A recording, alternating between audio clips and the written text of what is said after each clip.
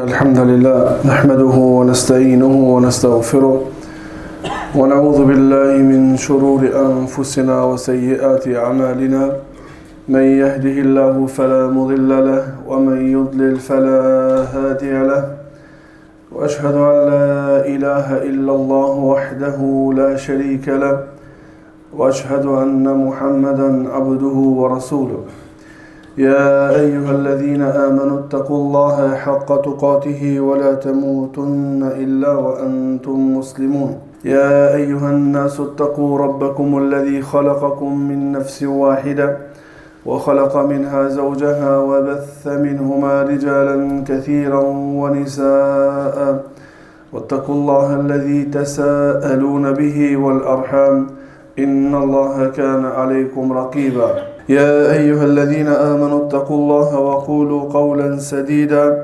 يصلح لكم أعمالكم ويغفر لكم ذنوبكم ومن يطع الله ورسوله فقد فاز فوزا عظيما أما بعد فإن أصدق الحديث كتاب الله وخير الهدي هدي محمد صلى الله عليه وسلم وشر الأمور محدثاتها فإن كل محدثة بدعة وكل بدعة ضلالة وكل ضلالة في النار وبعد فالندريم dhe lavdata I takojnë Allahu Gjelle Gjelaluhu, salatat, salamet qofshin mbi pejgamberin sallallahu alaihi wasallam, mbi familjen e tij, shokët e tij dhe gjithë muslimanët që pasojnë udhëzimin e tyre te ditën e gjykimit. Allahumma amin. Vazhdojmë me ciklin e ligjëratave rreth të drejtave dhe rregullave në raportin bashkëshortor. Javën e kaluar përmendëm disa prej të drejtave të cilat dhe rregullave të cilat duhet pasur parasysh para martesës. Do të cekim edhe diçka që pastaj të futemi në tematikën e të drejtave të burrit ndaj gruas dhe gruas ndaj burrit dhe të drejtat që të dy i kanë të barabarta në raport me njëri tjetrin.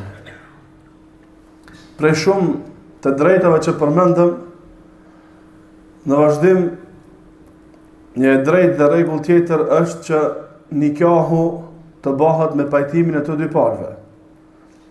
Pra mos të ketë imponime dhe mos të ketë dhunë në martesë. Ndaçka ana e djalit, ndaçka ana e vajzës, martesa të bëhet me pëlqimin e tyre. Tha pejgamberi sallallahu alaihi wasallam, la tunkahu al-ayyimu hatta tusta'mara wa la tunkahu al-bikru hatta tusta'dhana. Qalu ya Rasulullah wa kayfa idhnuha? Qal an taskuta. Tha pejgamberi sallallahu alaihi wasallam, nuk lejohet që të martohet gruaja e ve, pra që ka qenë e martuar dhe tash është e ve, I ka dek ose është nda prej burrit, derisa të kërkohet leje prej saj dhe të mirët pëlqimi I saj, derisa të konsultojë me ta. Dhe po ashtu nuk lejohet të martohet me e martu përgjithësi vajzën beqareshën, derisa të merr leje prej saj. Thanë ja Rasulullah, e qysh mirët leje prej saj? Tha an taskuta. Të beqaresha, pyetën sahabët e pejgamberit sallallahu alajhi wasallam se çysh konsiderohet që kemi marrë leje prej saj që ajo ka dhënë leje për të martu, thonë në qoftë se ajo hesht. Në qoftë se ajo hesht, heshtja e saj është miratim për vazhdimin e procedurave të mëtutjeshme. Pra nuk duhet këtë imponime. Dhe kjo më herët ka qenë e njohur në shoqërinë tonë që se kanë pyet vajzën, se kanë pyet, s'kanë marrë leje prej saj, ndoshta edhe është kërcënuar për të martuar, ndoshta edhe kanë ndodhur gjëra tjera dhe ajo ka pas patjetër me shkunuse dashti apo nuk dashti. E feja Allahu subhanahu wa taala na mëson neve që duhet të kemi konsultim dhe duhet të kemi raport në pikën që me marr leje prej tyre, dojnë ose nuk dojnë që ato të martohen. Dhe nuk martohet vajza pas me pëlqimin e përgjithësit të saj. Ashtu qysh lipët për pëlqimi apo leja e vajzës, duhet lipët edhe leja e përgjithësit. Për shkak se ka thënë pejgamberi sallallahu alajhi wasallam nuk ka nikah valid pos me pëlqimin e përgjegjësit. Pëlqimin e përgjegjësit. Do të thonë ka raste të veçanta, përjashtime ku gjykatësi i muslimanëve i merr përgjegjësinë prindin nëse ai është i padrejtë dhe zullumçar. Por nëse ai është i padrejtë dhe padrejtësisht e ndalon vajzën e tij mu martu me një djalë prej muslimanëve, në raste të veçanta, në raste përjashtime, atëherë vajza mundet me ngrit çështjen tek gjykatësi i muslimanëve, jo te gjykatësi i qafirave, tagutave, te gjykatësi i muslimanëve, dhe në këtë rast gjykatësi duke u bazuar në rrethana, duke i shqyrtuar rrethana të cilat gjendja mundet me ia marrë përgjegjësinë vajzës dhe me ia dhënë vajzën djalit në fjalë. Këto në raste të përjashtime. Jo këto të bëhen baza. Po kjo është përjashtim. Esenca është që vajza nuk mundet me martu veten e vet. Nuk mund me qenë ajo përgjegjës për veten e vet. Ajo e ka përgjegjës dikan babën, vllaun, gjyshin, edhe kështu me radhë prej familjarëve se di ka përgjegjës vajza. Pikë tjetër që përmendëm javën e kaluar është që në qoftë se nuk është në interes të dy palëve me ditë se a ka qenë apo nuk ka qenë beqar më herët, nuk është kusht me tregue. Qoftë për vajzën, qoftë për djalin. Qoftë se kjo është kusht, atëherë obligohemi me tregue se a ka qenë martuar, as ka qenë martuar, a ka qenë martuar, as ka qenë martuar. Dhe është një pikë shumë e rëndësishme këtu, në qoftë se hasim në raste ku vajza apo djali janë pendu dhe janë uzu në rrugën e Allahut subhanahu wa taala si duhet, është mirë që mos gjurmojmë shumë për mëkatet e mundshme që ata apo për jetën e kaluar që ata e kanë jetuar. Pos në këtë pikë thash, në qoftë se është kusht për martesën tënde, si djalë apo si vajzë, për shkak se në shumë raste të na kjo nuk bëhet ky mohabet. Djali nuk ka më rëndësi apo beqara nuk ka beqar. Djali do të më hedh, do të më jetojë jetën. Vajza më rëndësi me qenë beqaresh. Jo. Qysh vlen për vajzën, vlen edhe për djalin. Në të dy anët. Po në qoftë se kjo nuk është kusht për martesën, atëherë nuk është kusht edhe me tregue se e ka humb ose nuk e ka humb beqarin. Kjo do të fol për kushte. Edhe mos me pyet për gjana detale nga jeta e kaluar shumë, për shkak se ka mundësi rastisht ndonjë mëkat i cili u aprish punën. Në fakt ajo ka kalu. Personin fjalë, djali apo vajza janë penduar nga ai mëkat. Është përmirësu Islami i tyre, janë bërë rob të mirë të Allahut subhanahu wa taala, e kaluara e tyre duhet me qenë pengesë për vazhdimin e jetës. Për shkak se me shiku kështu nga jeta e shokut pejgamberit sallallahu alaihi wasallam, ka prej tyre që kanë pas kaluar me shumë traumë. Mirë po janë pendu, ka vazhdu jeta edhe kërkujt kurrë. Haku i burrit dhe haku i gruas. Fillimisht, kur kemi zgjedhur me fol për këtë tematika, për këtë zinxhir të ligjëratave, e kam cekë edhe në ligjëratën e parë, që nuk e kam për qëllim, për shkak se unë jam hoxh, edhe unë jam terrend, dhe secili prej muslimanëve apo muslimanëve i drejtohen hoxhës me problemet e tyre. Dhe për shkak asaj që e shon terrenin e muslimanëve, shoqërinë e muslimanëve për problemet që ndodhin nëpër familje, kam zgjedhur me fol këtë tematikë me shpresë që të përmirësohet gjendja. Dhe asesi e përsëris, dhe asesi se kam për qëllim një person konkret apo një çift konkret. Për shkak se nuk ka dikush këtu në prezent shoqërinë tonë e ashtë në këtë xhamin tonë që s'kam probleme familjare. E para është kjo, që të përmirësohet gjendja në familjet tona. E dyta është që ata që janë beqar t'i mësojnë të punë para vakti, që kur të fillon jeta martësore, jeta bashkëshortore, ta dinë se cili ku e ka vendin, ta dinë se cili ku e ka vinë e kuqe, ta dinë se cili deri ku mundet me shkua. Dhe krejt kjo e përsëris për një jetë të lumtur bashkëshortore.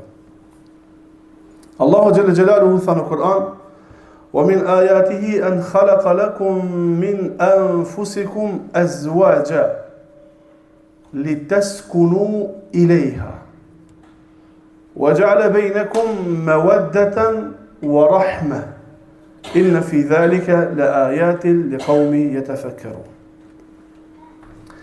Dhe prej argumenteve, fakteve që argumentojnë për plot fuqishmërinë e Allahut, që argumentojnë për ekzistimin e Zotit, që argumentojnë për atë se Allahu është i vetmi i cili meriton të adhurohet, prej fakteve është se Allahu e krijoi gruan prej juve burrave. E krijoi gruan prej juve burrave. Qëllimi li teskunu ilejha, që ju të gjeni qetësinë të ajo, që ju të gjeni prehjen të ajo. Kreta problemet e mundshme që me të cilat ballafaqohet burri jashtë shtëpisë së tij, e din që e ka në mbrëmje kur të shkon tek shtëpia e tij një grua tek e cila ka me gjetë qetësinë. Dhe kjo është urtësia, prej urtësive të shumta. Dhe kjo është mesazhi prej mesazheve të shumta. Gruaja është që burri me gjetë qetësinë. Gruaja është që burri me plotësu veten, jo me e paksu. Gruaja është që burri me gjetë qetësinë, jo shqetësime. Me e plotësu vetën. Dhe këtë emanet mbi supet e kanë gratë, që duhet ta dinë që në mbrëmje burri kur vjen prej pune duhet me gjetë qetësinë dhe me u përgatit për këtë punë.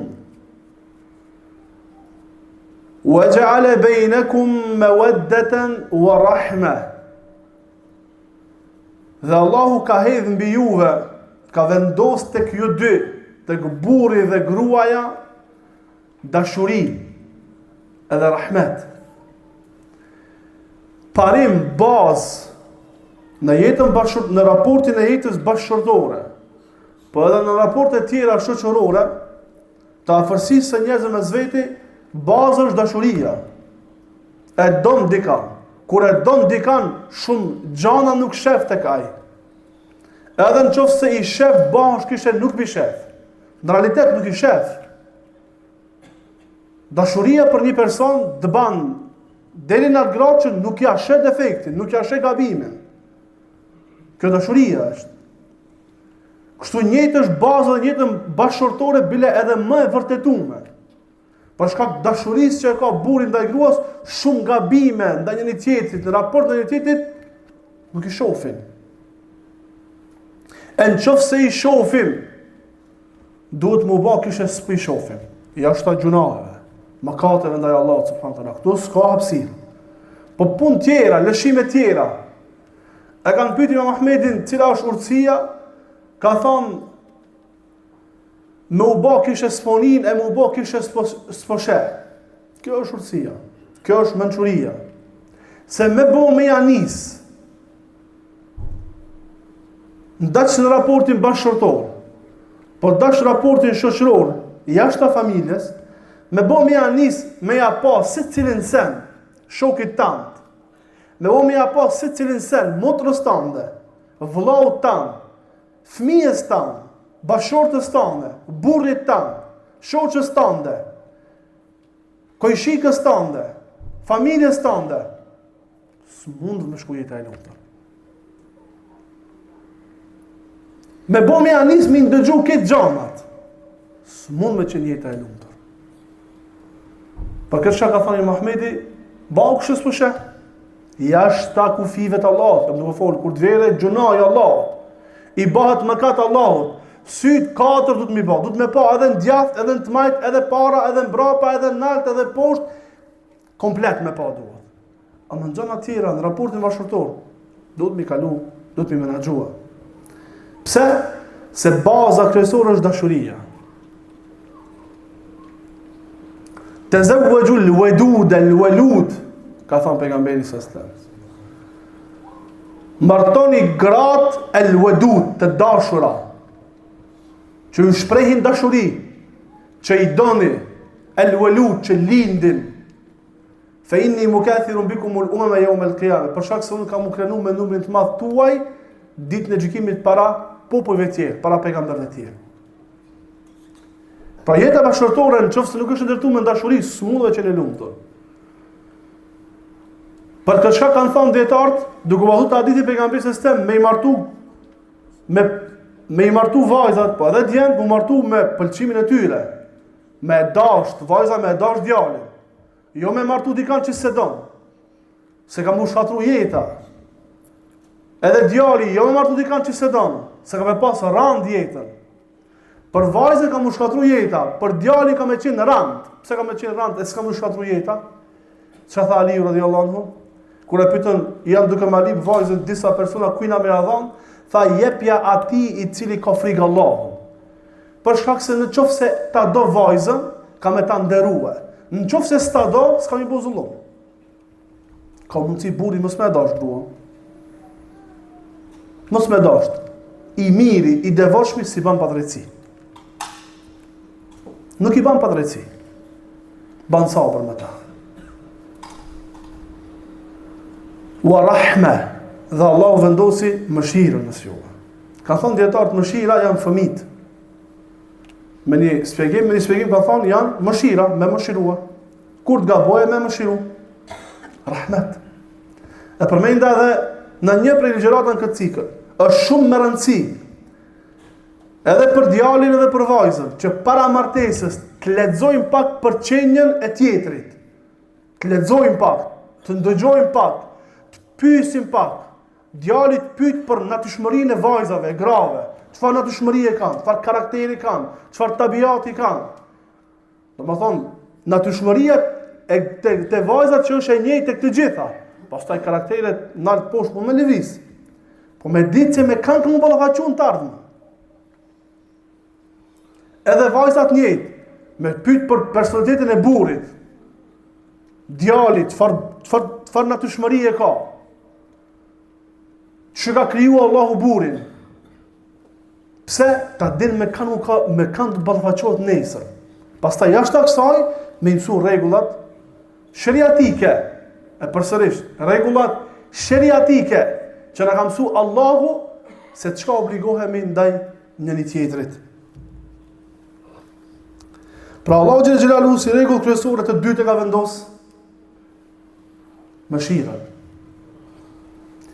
Me para dashurisë dhe mëshirës është që me bashkimin e një tjetrit tjetë për qëllim arritja e kënaqësisë Allahut. Këtë zvan me harua. Çka do të ndodh në raportin bashkëtorë, dush me ditë që e ke për qëllim kënaqësinë e Allahut. Dhe kjo pastaj ta stabilizon çdo gjë. Ta stabilizon edhe problemin, ta stabilizon edhe lumturinë. Mos me dal kollosekit. Se ka disa njerëz janë aq të lumtur, i shkelin kufit e Allahut subhanahu wa taala. Dhe ka të tjerë kanë aq probleme, i shkelin kufit e Allahut subhanahu wa taala, kurse na në të dy gjendjet duhet jemi rob të Allahut xhel xelalu. Duhet pas për qëllim kënaqësinë e Allahut. Allahu të i kënaqur me neve. E kur e kemi këtë parim në kokë për ditë, atëherë jeta jonë është stabilizuar. Stabil është. Sa herë që don me anu të djathtë apo të majt, takvallëku, frikë respekti, qëllimi për marit kënaqësinë e Allahut e stabilizon gjendjen. Inna fi dhalika la ayatin liqaumin yatafakkarun. Me vërtet në krijimin e gruas prej burrit ka argumente për ata që meditojnë në fjalët e Allahut subhanahu wa taala. E dyta, përgjithësia.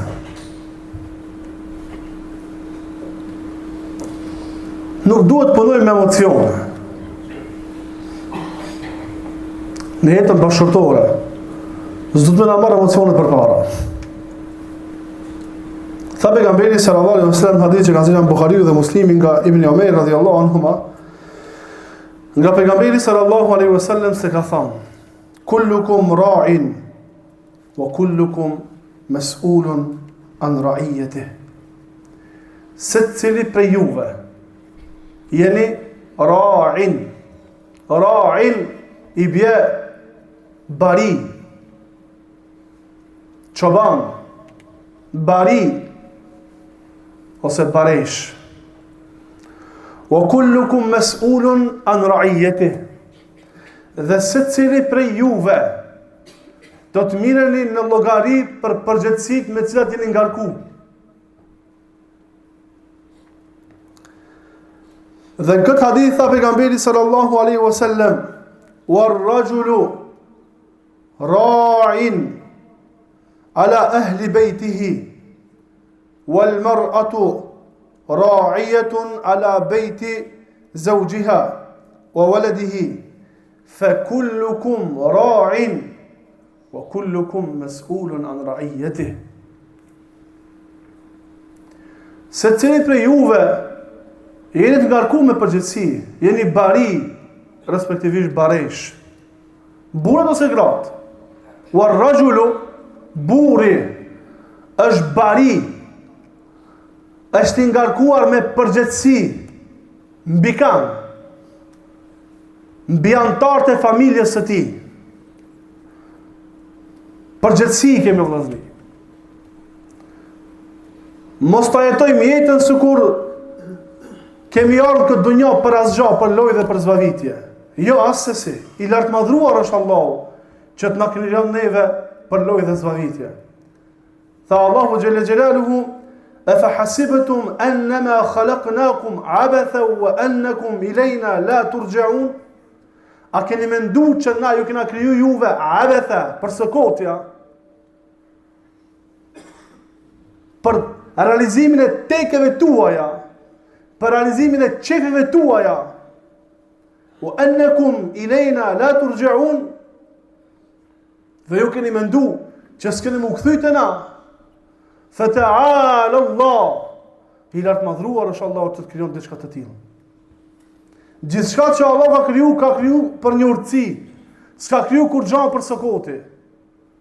Lum për atë që e kupton urtësinë e Allahut subhanahu wa taala. Dhe i nështrohet Allahut subhanahu wa taala dhe pejgamberit sallallahu alaihi wasallam. Duhet ta shtojmë pak seriozitetin vëllazëni.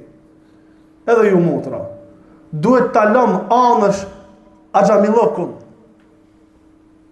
Duhet ta lëm anësh të jetuarit në film. Duhet dalim në realitet. Duhet jemi më serioz pak. Duhet jemi më të përgjegjës pak. Ta shtojmë pak përgjegjësinë. Ta kuptojmë realitetin. Jo të punojmë me emocione. Jo të flasim me emocione. Se kjo jetë shpejt ka më mbaru. Ama vallahi pas së jetë ka përgjegjësi të mëdha. Ka llogari të mëdha.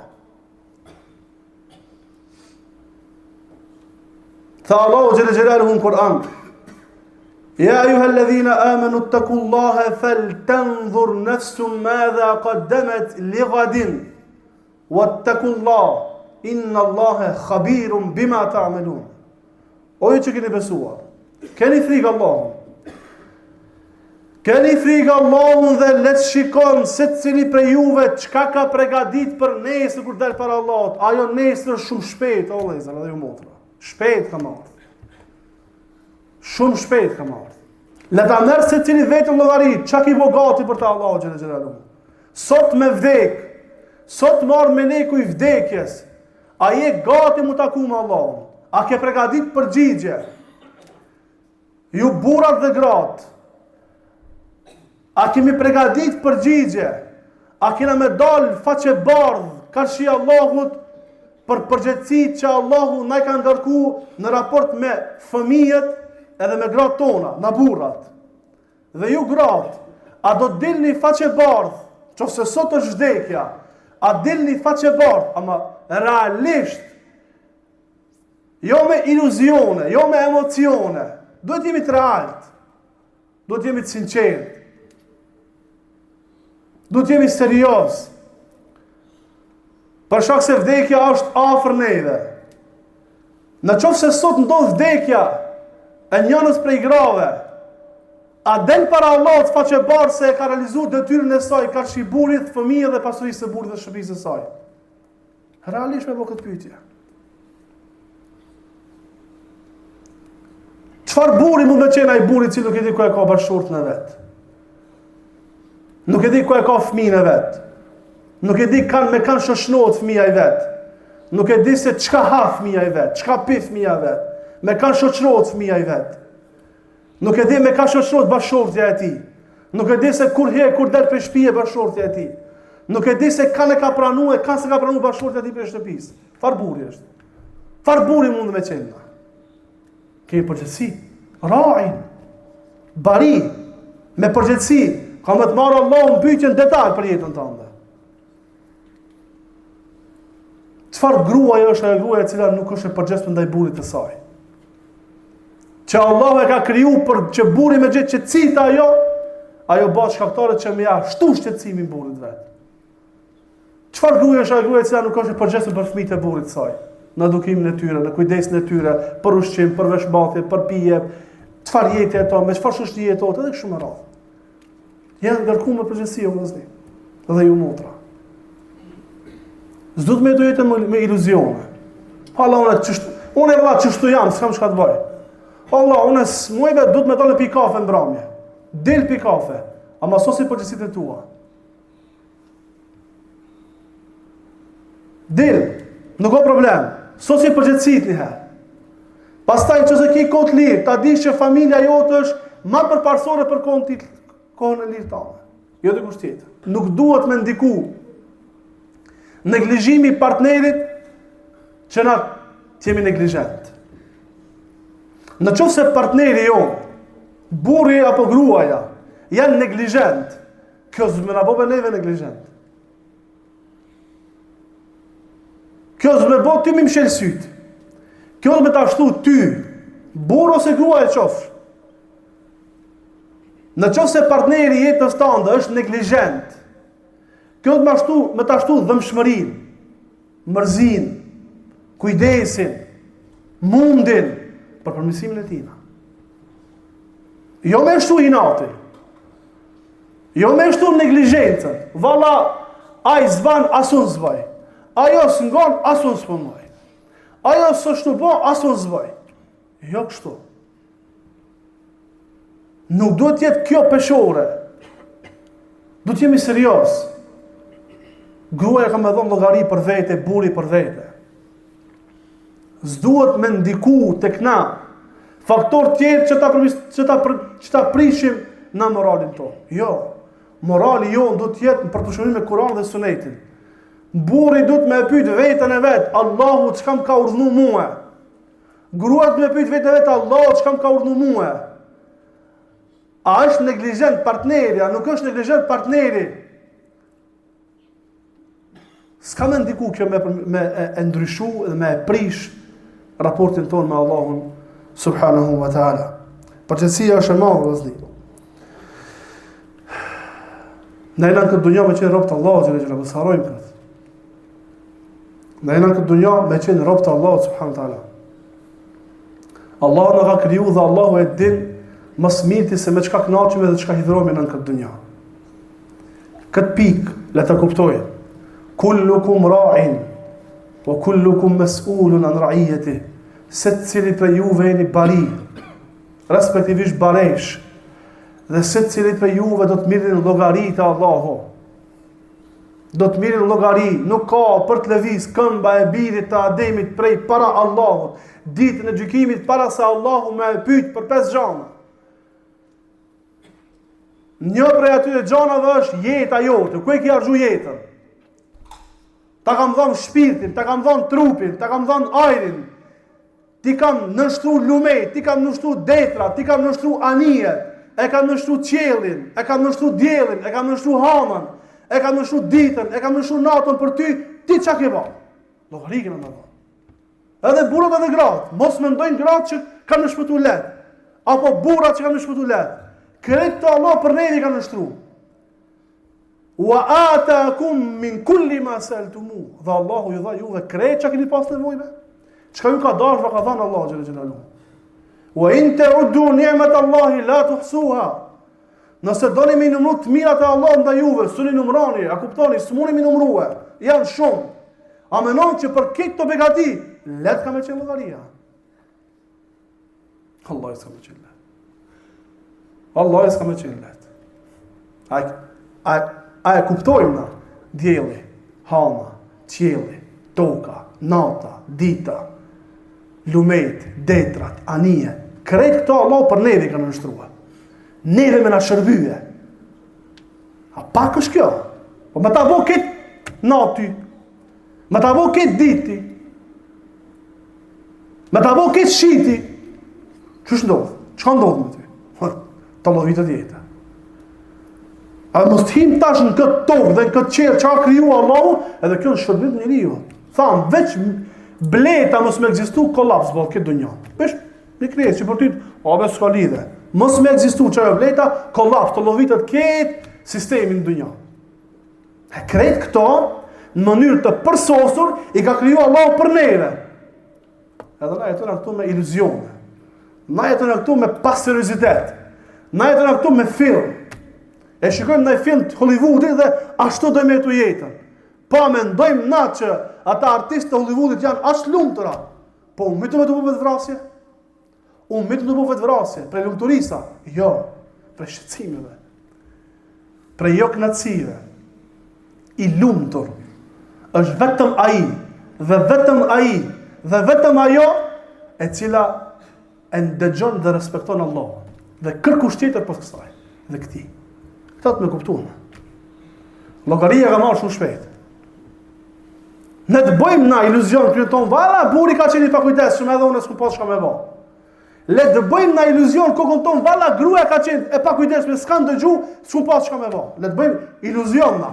Ama kur të ballafaqojmë me realitetin, kena me kuptuar. Le ta kuptojmë vëllazni pak më herët para se më ardha ajo ditë.